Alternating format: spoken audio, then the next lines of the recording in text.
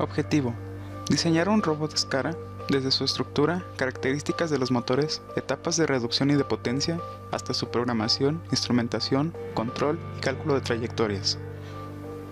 Deberá ser constituido únicamente por motores de DC. No se pueden utilizar servomotores ni motores a pasos. Deberá trazar un rectángulo y una O cursiva para demostrar los resultados del primer objetivo. Ahora vamos a explicar los circuitos electrónicos utilizados para el funcionamiento del robot. Para controlar el giro de Q0, que es la base del robot, utilizamos un puente H elaborado con transistores tip 41 y tip 42. Esto debido a que, como será el motor que carga más peso, necesita una corriente mayor a los de los demás motores. Y el tip 41 y tip 42 son una excelente opción. Observamos que lleva 4 diodos para evitar que los transistores se quemen. Es por eso que se requiere alimentar con un voltaje de 1.2 a 1.4 volts más alto del motor. Como se ve aquí en el ejemplo, estamos suministrando con 7.2 volts un motor que requiere 6 volts para poder funcionar. Tenemos dos transistores 2N2222 que van a ser los que van a dar el inicio para cuando reciba una señal arranque el motor hacia un lado o hacia el otro. Para control de giro de Q1 y Q2 utilizamos el L298, el cual es un puente H ya circuito integrado que tiene dos salidas para dos motores. Hay un circuito comercial que es como este que vemos en la figura, el cual ya viene con sus entradas, sus salidas, puede trabajar a 5 y 12 volts. Viene configuraciones para trabajar con PWM o trabajar por sí solo con Enable. Esto para cada salida para motor 1 o para motor 2. Elegimos utilizar este ya que es muy fácil de utilizar. Ya viene su circuito integrado, ya viene con todo, viene con una alimentación a 5 volts o hasta 12 volts. También viene con un regulador de voltaje para que se active a 5 volts. Aquí tenemos el diagrama de bloque de lo que constituye el L298 y aquí la imagen del circuito comercial, el cual puede ser controlado desde un Arduino, un Raspberry, un PIC. Es muy fácil de utilizar y ya no requiere construir una etapa de control. Por último, para que baje la pluma utilizamos un servomotor, el cual es controlado por este diagrama que vemos en la imagen. Tenemos Q3, que es un transistor NPN, el cual hace una función de switcheo, y Q2, que va a dar una amplificación de corriente para la carga. Es decir, nosotros alimentamos con 12 volts o 9 volts nuestro motor, y de esta manera, controlando las resistencias, podemos determinar qué voltaje o qué corriente llegue hacia la carga.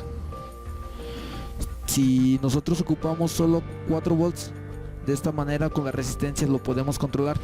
Q3, como ya lo mencioné, hace una función de switcheo, y Q2 una función de amplificar. R1 tiene la función de que al llegar la señal va a lograr aquí un circuito, una saturación en el transistor NPN Q3, mientras que R2 va a ser la señal de activación hacia el transistor Q2. R2 lo podemos regular para que nos dé una señal diferente. Para la planeación de la trayectoria, primero se escogieron 4 puntos que coincidirían con las esquinas del rectángulo. Estos puntos se eligieron a partir de la posición del brazo robótico para obtener estos puntos en una hoja de papel. Una vez definidos los puntos, pues nada más se parametrizó que fueran siguiendo una línea y se graficó en Excel. Así fuimos poniendo aquí los puntos conforme iban avanzando y al final obtuvimos este rectángulo.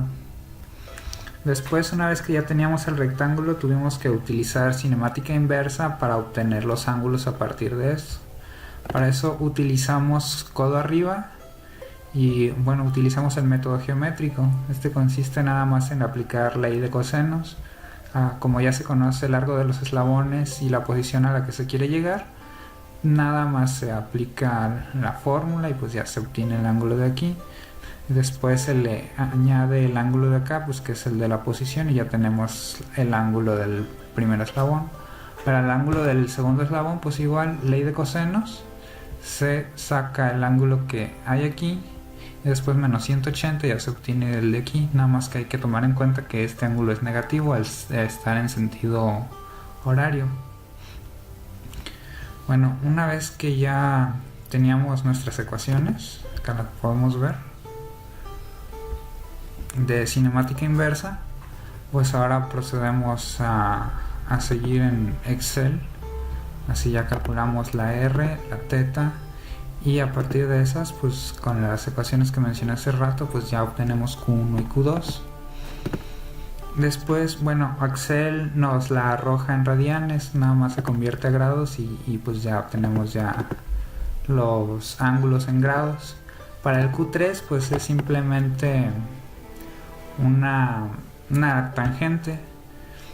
Así la diferencia entre el delta de las y entre la delta de las x arcotangente convertida a grados sería el ángulo que deseamos, pero como estos ángulos de acá ya están influyendo, pues se le restan y ya se obtiene el valor que obtiene Q3. Y bueno, estos puntos después le aplicamos cinemática directa para saber si estaban bien. Como podemos ver, aquí están las de cinemática directa y aquí está el rectángulo que obtuvimos ya aplicando la cinemática, con lo que comprobamos de que están bien nuestras operaciones. Para la O cursiva fue un tanto diferente.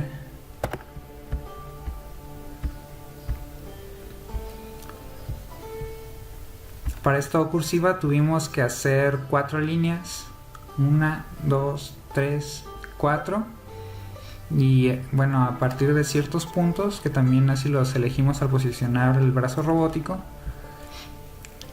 y bueno, de esas 4 líneas sacamos 4 puntos para cada una.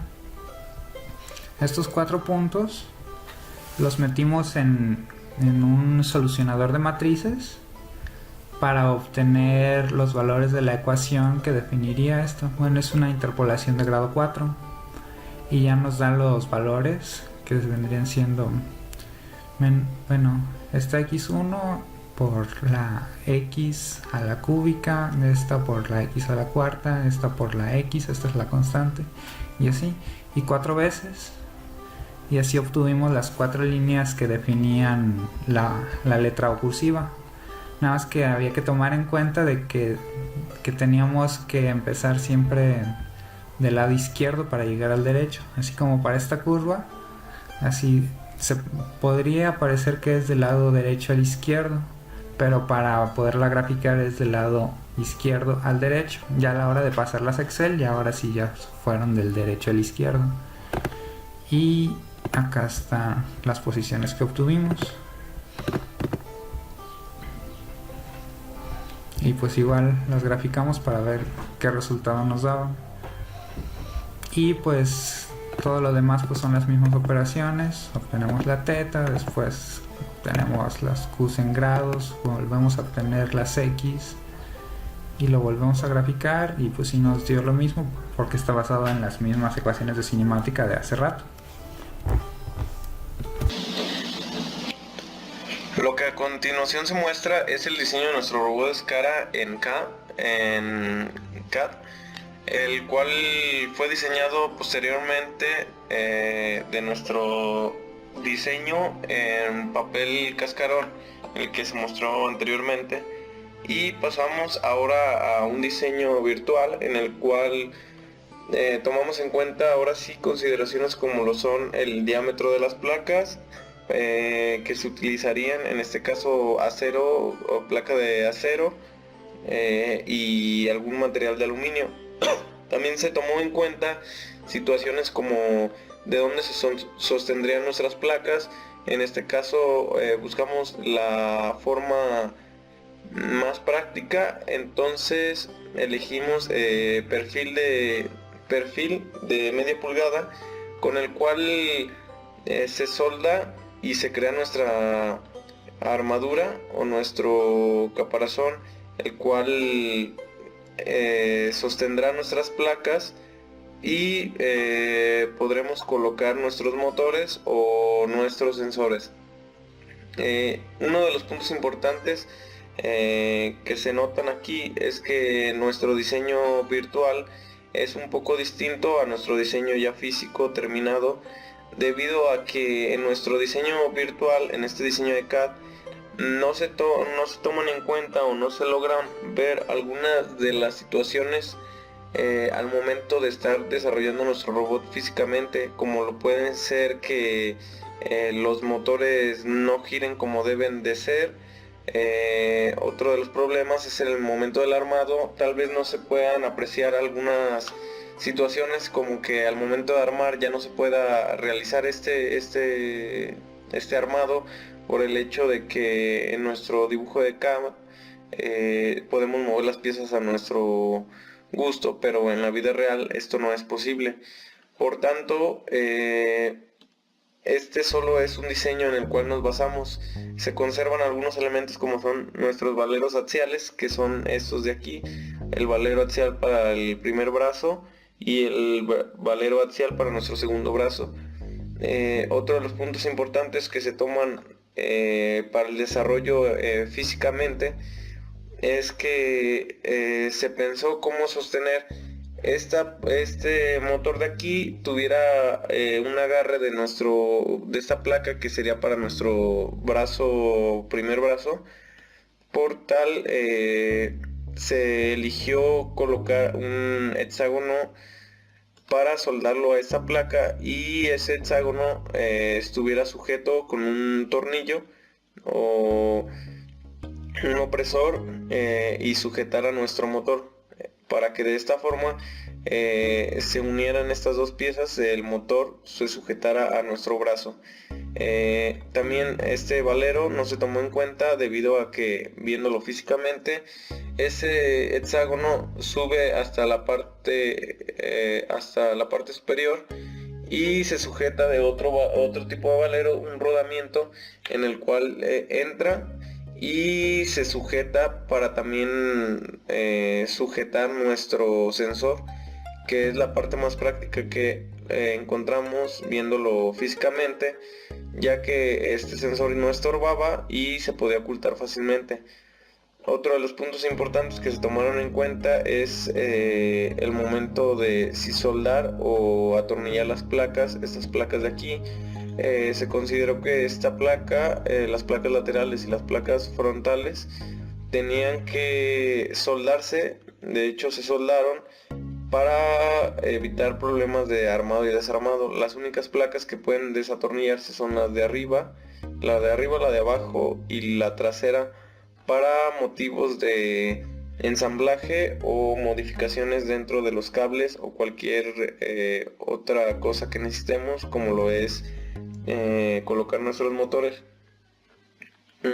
Otro punto importante del ensamblaje de nuestro robot, de la creación de nuestro robot, es algunas cosas que en nuestro diseño de CAD no podíamos apreciar, como lo era cómo colocaríamos nuestros sensores. Por ejemplo, en este brazo, para medir el movimiento de este motor fue un problema encontrar cómo medirlo. Por lo tanto, finalmente se decidió colocar el sensor en esta parte de aquí, en esta parte, para transmitir el movimiento mediante una polea desde el motor hasta nuestro sensor. Esto debido a que no había otro lugar en donde posicionar nuestro sensor, ya que si lo poníamos en esta placa de aquí, o sea, nuestro brazo 2, este no iba a transmitir un movimiento, no se iba a mover nuestro sensor, ya que estaba fijo a la base que se mueve de nuestro motor. Por tanto, tenía que estar sujeto a esta placa y por ende se colocó aquí, y la mejor manera de transmisión fue una polea. Por último, nuestro diseño no sabíamos cómo colocar el último motor, por tanto se decidió buscar un motor que cupiera sin que estorbara. Por tanto se encontró el motor, que son un motor amarillo, un servomotor, el cual se colocó aquí. Ese servomotor amarillo, que se utiliza comúnmente para juguetes, tenía dos ejes, los cuales sobresalía hacia abajo y hacia arriba, y el eje que iba hacia la parte superior nos ayudaba a colocar otro sensor en esa parte para posteriormente que estuviera directo al eje de nuestro motor, de nuestro servomotor, y el otro eje que sobresalía nos permitía sujetar el solenoide y donde estaba sujeta la pluma, que era el mismo solenoide, lo cual nos permitiría hacer girar esta pluma. El solenoide también fue un problema para saber cómo colocarlo, cómo ensamblarlo a nuestro robot de Scara, debido a que no se sabía cómo era el solenoide, si físicamente cómo lo sostendríamos. Por tanto, la mayoría del ensamblaje del robot se hizo de manera física, ya que muchos de los problemas no se logran apreciar fácilmente en nuestro diseño. Ese es el motivo por el cual la mayoría de las cosas del diseño de nuestro Scara fue realizado parte por parte, mientras se hacía de forma física y se iban mejorando, añadiendo, quitando, agregando las cosas que fueran necesarias para que se pudiera ensamblar nuestro robot, ya que había situaciones en las cuales el ensamblaje era muy complicado o imposible de hacer. Por tal motivo se recortaban algunas partes de nuestro caparazón para poder ensamblar los motores y para poder conectar todo de una forma más sencilla y eficiente.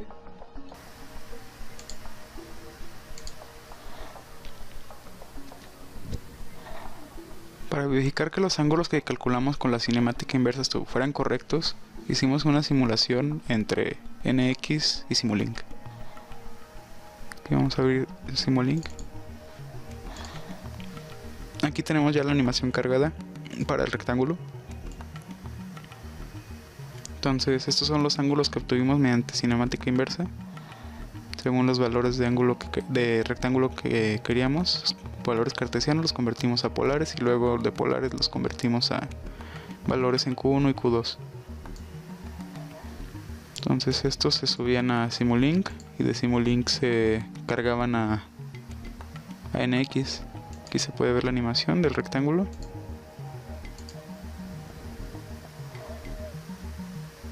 Se ve, no se ve tan claro, pues se lo ves desde abajo. Se puede ver claramente cómo es el rectángulo.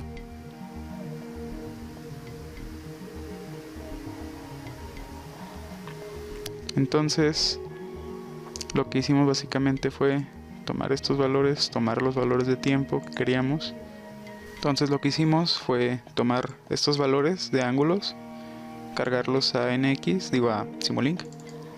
En Simulink aquí los tenemos los valores de tiempo, que son 0 a 10 en valores de 0.05 segundos, y los valores de los ángulos que necesitamos para Q1 y para Q2. Como Q3 era simplemente la dirección de la pluma, no importaba mucho en cuanto a demostrar que la trayectoria era correcta, ya que usamos un excéntrico para que no importara Q3 independientemente de su ángulo. Entonces estos eran los valores para el rectángulo. Los podemos quitar. Y estos son los valores para la O cursiva. Entonces se ponen, se simulan, se cargan. Esperamos a que Simulink los calcule. Una vez que termine, regresamos a NX y en NX ya cambió toda la simulación. De hecho, o sea, vamos al inicio, vamos a la animación y ahora escribe la O cursiva. Si lo vemos igualmente desde abajo, se puede ver mucho más claro cómo se realiza el trazo.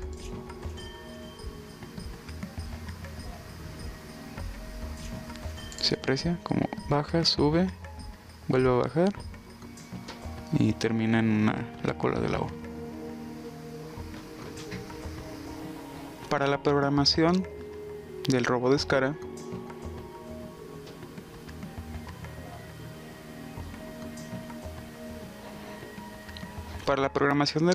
utilizamos 3 paquetes. Uno, DigiLend.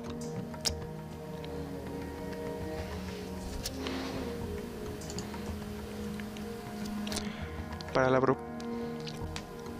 la programación del robot Skara utilizamos 3 paquetes.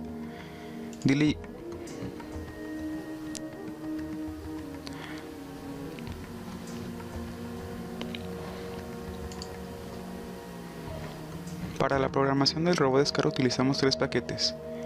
DigiLend Links, que se usa para controlar el Arduino con Raspberry o con BeagleBone.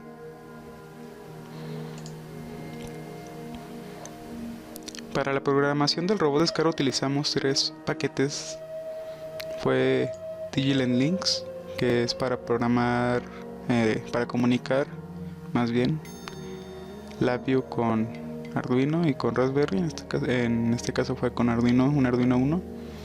Usamos MakerHub, que de hecho se instala instalando DigiLend Links, se instala MakerHub automáticamente.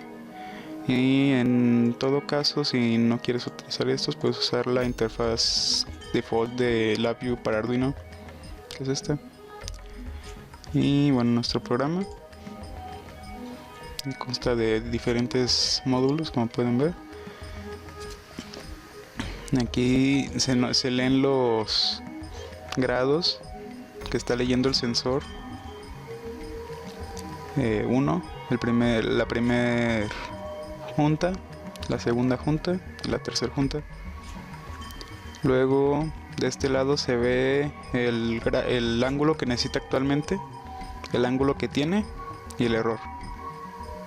En cuanto el error sea menor que la tolerancia que tenemos, más menos la tolerancia que tenemos, el booleano se encenderá, este foquito. Aquí está la matriz. En esta matriz se aprecian los valores que toma los ángulos y es el ángulo actual, la fase. Aquí tenemos la salida de los controladores PID 1, 2 y 3, la tolerancia. Estos son multiplicadores de ángulo. Convierten los voltajes que mide Arduino a ángulo, ya que no son directos. Directamente, si fuera directo, tendría cada voltio que aumente el Arduino valdría 190 grados. Y para el segundo ángulo no utilizamos una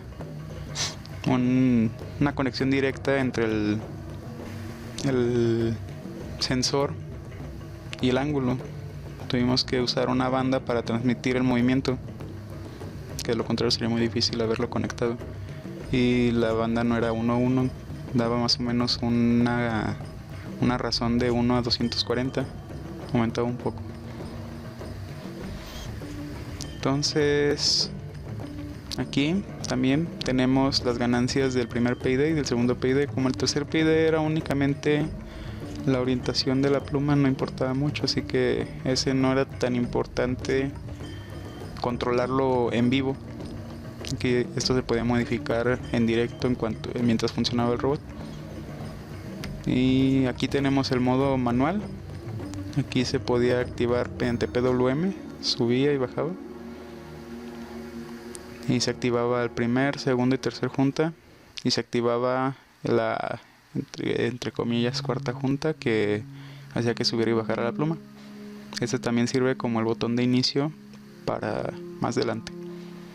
El botón de paro, el botón para iniciar, la selección del puerto serial para comunicarse con el Arduino, y este era para debuguear. Nada más se le presionaba si se iba automáticamente el siguiente valor sin respetar que los booleanos se hayan encendido. Y pues vamos al programa. Aquí está el pequeño programa. Primero pues se selecciona el modo. Aquí se selecciona 0 o 1, 0, 1. Entonces el modo 0 pues es el modo con PIDs, y el modo 1, que como aquí dice, es el modo manual. Entonces en caso de que el modo fuera 0, primero, bueno, estos son para asegurarse de que esté presionado el botón inicio. Si no está presionado no se activa el programa. Primero va a un diálogo para pedir un archivo. Pide un archivo de Excel que ya tenemos prehecho, en donde tiene diferentes ángulos, los ángulos que ya habíamos calculado mediante cinemática inversa. Los carga a esta matriz y sigue con su siguiente paso. El siguiente paso activa la junta 0, que es la de la pluma que sube y baja. Entonces sube la pluma y espera la instrucción de siguiente, la que les decía antes, para seguir. Entonces una vez que presionas ese botón, sigue acá. Y aquí va siguiendo. Como se dan cuenta, bueno, si ya han usado el módulo de Arduino para LabVIEW, se darán cuenta que es muy parecido. El módulo de Arduino LabVIEW es como este. Igual tiene un cable del resource, que es el rosa, y tiene un cable amarillo, que es el error. Y pues este es básicamente lo mismo, pero es un poco más sencillo de utilizar y tiene más opciones. Si nunca lo han usado, lo recomiendo. Viene para varias cosas sensores, ya vienen predefinidos algunos acelerómetros que ya están por defecto aclimatados para Arduino, displays, varias cosas. Entonces pues ahí chequen ese Diligent Links. Entonces continúa aquí, sigue la línea de datos, enciende la pluma, sigue. Aquí va a apagar la pluma o bajarla en sí cuando i sea mayor que 0. Como i empieza en 0, pues ahorita la pluma sigue encendida, y cuando deje de ser 0 se va a apagar y se baja. Entonces aquí, por ejemplo, aquí el programa va a girar hasta que en nuestros datos son 204 datos de ángulos. Entonces mientras sean menos de 204 el valor de i, va a seguir corriendo el programa. Primero toma los ángulos. El ángulo, este es el ángulo de la tercera junta, de la segunda junta y de la primera junta. Luego se pasa y se resta un valor que es el valor que tenemos cuando es 0. Cuando el segundo de la pluma está en 0 grados, el voltaje que medimos es 1.86, entonces solo restamos 1.86. Cuando igual con este cuando eran 0 grados, la segunda era 0.97 voltios. Y cuando el tercero, y cuando el primero, perdón, también era 0.97 si no me equivoco. Okay. Luego esto se multiplica por la X que les mencionaba anteriormente, la X2 y la X, que es el multiplicador que convierte el voltaje a ángulo por así decirlo. Luego después va a un multiplicador por 100, ya que el problema que teníamos era que los valores eran demasiado grandes, los decimales que tenía. Entonces lo multiplicamos por 100, luego lo acercábamos a lo redondeábamos, luego lo dividíamos de nuevo entre 100. Entonces esto disminuía bastante el número de decimales que teníamos. Nada más teníamos 2 decimales. Después de esto pasa al PID. El PID obtiene como dato, variable del proceso, el ángulo que está midiendo. Como set point es el ángulo actual que está en esta matriz. Y toma como ganancias los controles que están aquí. Y como rango de salida, eso no lo expliqué, son los por así decirlo, son los PWMs mínimos y máximos que puede dar. Entonces el PID de la primera junta da un PWM máximo de 0.8 y un mínimo de menos 0.8. Igual el 2 da un PID máximo de 0.4 y mínimo de menos 0.4. Luego de pasar al PID, va a diferentes estados. Primero es la junta número 1, Q1. Cuando el valor es menor a 0, uno de los dos, ya que no lo usamos, estos los usamos con un puente H estándar, los demás, pero tuvimos que hacer nuestro propio, por así decirlo, puente H, ya que necesitamos más potencia. Entonces usamos un arreglo de transistores y ya de esa manera tuvimos que usar entonces 2 PWMs, un PWM que esté dando si es positivo y un PWM que esté dando si es negativo. Entonces si es menor que 0, uno de los PWMs no da nada y el otro PWM da el valor del PID que está dando. Después, si es positivo, por el contrario, pues es exactamente al revés. Está dando PWM del otro lado y el otro da, aquí se ve 3, da 0, 11 da 0 el otro. Después se hace parecido para las demás juntas. Según la salida del PID, entonces aquí este es el Q2, es el PWM5 y el PWM6 da los valores del PID absoluto. Entonces si era menos 0.4 por así decirlo, esto lo hace absoluto y sale 0.4 de PWM, ya que esto no acepta valores negativos. Ya después acá están los comparadores de la misma salida del PID. Si esto es menor que 0, pues da voltaje hacia el enable positivo del puente H. Si es mayor que 0, pues hacia el negativo. El positivo y el negativo, viceversa. 9-2. Igual con la junta 2, con la junta 2 y con la junta 3 es exactamente lo mismo. De hecho, aquí. Listo, sí, exactamente lo mismo.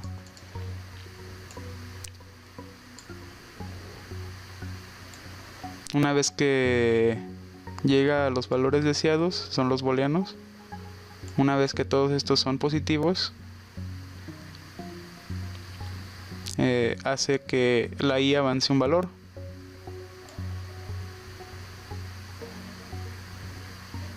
Entonces va avanzando de 1 en 1 o va avanzando. Aquí tenemos que es avance. Como son muchos puntos, pues a veces se tarda mucho en hacer todos los puntos. Entonces hicimos un monitor de avance para decir, no, pues avance de 4 en 4 pasos. Entonces del 1 se brinca al 5 y al 9 y al 13 para que vayan haciendo los puntos más rápido. Una vez que termina, pues aquí es el ciclo, entonces se regresa acá y vuelve a hacer todo esto desde el principio.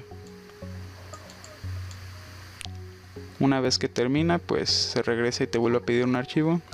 Caso contrario, pues ya termina y da todos los valores de PWM de A0 y cierra la comunicación con el Arduino. En el caso del modo 1 es mucho más sencillo. Simplemente es una serie de cases. En caso de que se apriete Q1, es el puente H que nosotros hicimos. Entonces el Q1 da PWM hacia un lado y hacia el otro 0. Y cuando es falso, pues ya nada más al PWM que estaba dando se le da 0. ¿Por qué no le damos 0 también, por ejemplo, aquí al 11?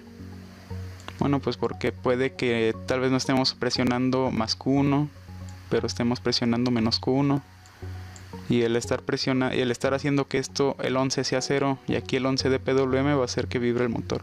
Entonces no, nada más se pone en 0 el que está dando PWM. Bueno, aquí 11 PWM y falso. Luego en el modo manual, como les dije, teníamos un PWM que va aumentando de punto 1 en punto 1. Estos controlan Q1, Q2 y Q3. Y como son pues diferentes juntas, los motores funcionan con diferente PWM. El PWM1, el Q1 funcionan con un PWM como de punto 6. La Q2 funciona como con punto 4. Aquí se ve punto 8, punto 4. Dependiendo de qué tanta inercia tenga que vencer el motor para hacerse. Y el Q3 es un motor reductor pequeño, entonces necesita un PWM muy grande como de punto 9, punto 8. Después con Q2 y con Q3 funcionan parecido. Cuando Q2 se presiona, se da PWM al valor al enable. Se da verdadero hacia un lado y falso hacia el otro. Cuando no se está presionando, pues solo se da falso al PWM. Al enable, perdón. Igual, por lo mismo no se da falso al PWM. Porque qué tal si no se está presionando Q2, pero si se está presionando menos Q2. Entonces eso va a hacer que vibre el motor. Igual con Q3 funciona exactamente igual. Cuando es el menos Q3 se presiona, el PWM se activa y se activa una de las dos salidas. Cuando se desactiva, solo se activa la salida que se activa en cuando es verdadero. Igual más Q3 se activa cuando se desactiva este. Y aquí simplemente es lo mismo que anteriormente. Es una lectura de los valores. Entonces aquí se ve más fácilmente que el 0 se le resta 1.865, al segundo se le resta 0.97 y al tercero se le resta 1.86 para que esos valores sean su ángulo 0. Y finalmente, si Q0 se está presionando, este es un botón de dos estados. Estos se tienen que dejar presionado para que funcionen. Entonces cuando se dejan de presionar se despresionan y básicamente solo se mueven las juntas cuando está presionado. Este se queda prendido, entonces simplemente es darle el valor de la pluma, el botón, y ya. Es simple. Y pues sería todo para el control de nuestro robot de escara con Labview y Arduino comunicados.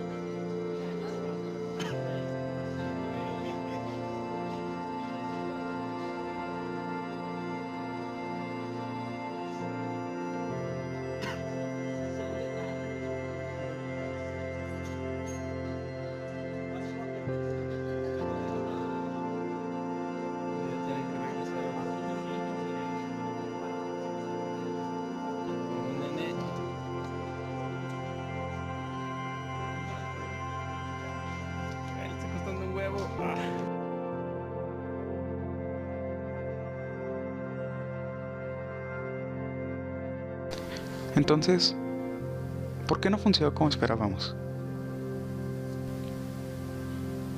Primero, el dispositivo que utilizamos para medir fue un Arduino. El Arduino tiene un rango de medida de voltaje analógico de 0 a 5 voltios, mientras que el sensor que utilizamos, que era de casi de grado industrial, medía de 0 a 10 voltios 5 revoluciones. Entonces solamente podíamos utilizar la mitad del voltaje y era más de una revolución, que estaba completamente sobrado para el movimiento. Como se puede ver anteriormente, el movimiento era muy poco, era a lo mucho 60-70 grados. Entonces ese sobre de voltaje que desperdiciamos se pudo haber acoplado mejor con una señal con un acondicionamiento de señal, y se pudo haber tenido una mayor precisión y por lo tanto haber abusado un poco más de la parte derivativa del control, para así poder asimismo subir la parte proporcional y se pudiera mover con un poco más de fluctualidad, por así decirlo. El otro problema que tuvimos principalmente fue la banda de transmisión en la segunda junta, ya que esta se resbalaba, ya que hacía movimientos muy bruscos el robot.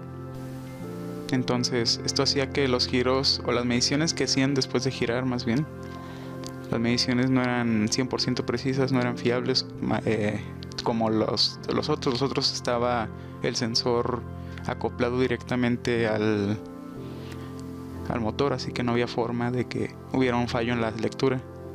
En este sí. Entonces puede que eso también haya sido un problema.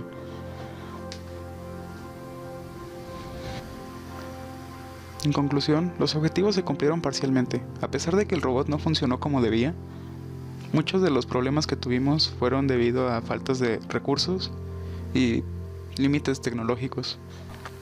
En este caso, muchos problemas como la resolución de sensado se habrían solucionado usando otro método de lectura que no fuera un Arduino. Por otra parte, la transmisión que había en la segunda junta con la banda no era del todo correcta. Pudo haber habido un deslizamiento mientras se movía el robot, ya que hacía movimientos muy bruscos. En ese caso, cambiar la banda por otro método de transmisión o poner el sensor directamente hubiera solucionado ese problema. Como quiera, todos aprendimos mucho de este proyecto, que nos deja bastante, en realidad mucho aprendizaje de control, de instrumentación, de bastantes cosas para en un futuro aplicarlo a lo que sea, automatización, en planta, que en sí era el objetivo principal. Este proyecto era más que nada didáctico para conocer los conceptos básicos de robótica y aplicarlos en algo tangible que pudiéramos ver.